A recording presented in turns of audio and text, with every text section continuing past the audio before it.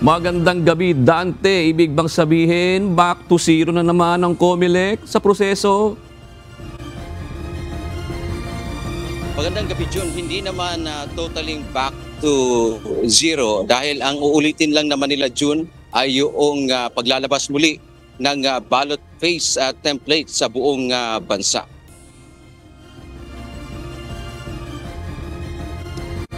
Inaksyonan ng Supreme Court and Bank kasabay ng kanilang sesyon ngayong araw ang dalawang petisyon kaugnay ng 2025 elections. Binigyan ng Korte ng Temporary Restraining Order o TRO si dating Albay Governor Noel Rosal at pinigil ang Commission on Elections o COMELEC na ipatupad ang kanilang resolusyon na pagkansela sa Certificate of Candidacy o COC ni Rosal bilang gobernador. Kinansela ng COC o kinansela ng COMELEC ang COC ng dating gobernador dahil sa serbisyo kaakibat ang perpetual disqualification o tuluyang pagkadiskwalipika sa paghawak ng posisyon sa gobyerno. Noel Rosal is challenging the COMELEC resolutions, canceling his COC for Albay governor.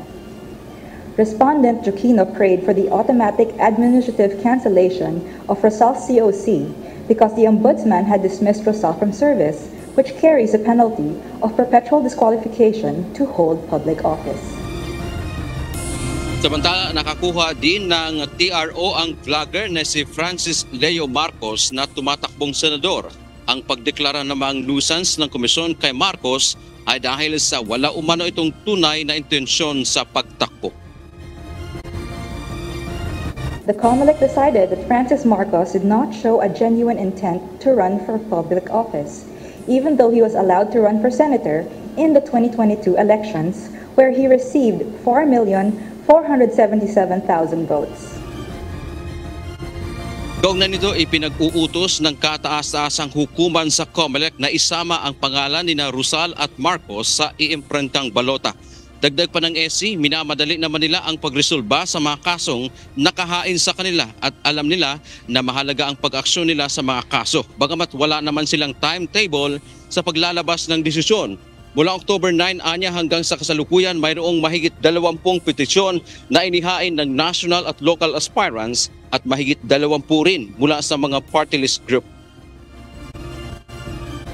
The COMELEC should also be aware that in disqualifying candidates, there's a big chance that these candidates are going to be bringing the issue before the Supreme Court, and that the Supreme Court would need time to actually resolve their cases. So these are the TROs the Supreme Court have issued so far, and it's really up to the COMELEC how they will implement the orders. Samantala, dahil sa mga bagong restraining order na inisyu ng TRO o ng Korte Suprema, hindi na matutuloy ang nakatakdasa ng muling pag-iimprenta ng mga opisyal na balota na gagamitin sa halalan sa National Printing Office o NPO. Paliwanag ng COMELEC, susundin nila ang mandato ng Korte na ilalagay ang pangalan ni Rosal at Marcos sa balota. Ang mangyayari ay gagawin muli ng COMELEC ang 1,667 ballot phase templates para maidagdag ang mga pangalan ng dalawang aspirant na may TRO. Ayon kay Chairman George Erwin Garcia, maaaring tumagal ng 3 araw bago makapag-imprenta ng balota. Medyo magre-reset tayo ng printing, baka hindi matutuloy lang kaagad. Siyempre, aayusin pa muna muli yung serialization. Pagkatapos yung database natin, aayusin na muli.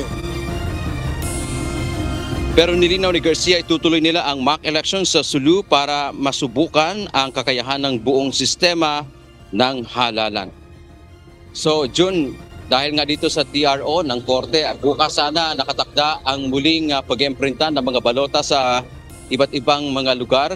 Pero hindi na nga yan matutuloy dahil aayusin pa muli ng COMELEC itong ballot phase templates ng lahat ng mga lugar sa bansa. At ang nagiging epekto nga nitong TRO, June, sabi kanina ng COMELEC, mauuna daw dahil ngayon, dalawang Marcos na kumbaga ang tumatakbo, si Senator Amy Marcos at itong nakakuha ng TRO na si Francis Leo Marcos, mauuna daw ito siya sa balota at susundan ni Senator Amy. At ang mangyayari din ay ang isa sa epekto nito dahil nga nakakuha ng TRO. partikular itong si Marcos, ay magbabago ang numero ng mga aspirant mula sa pangalan ni Senator Amy Marcos pababa.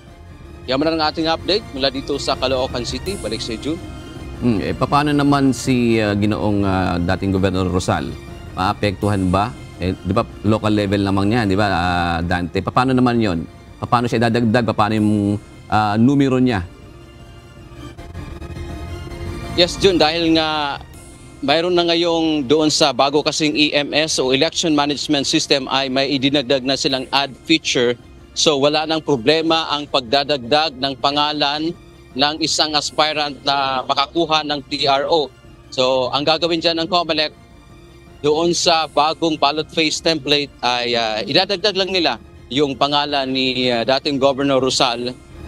Alright, maraming salamat, Dante Amento, nag-uulat ng live mula sa Caloocan City.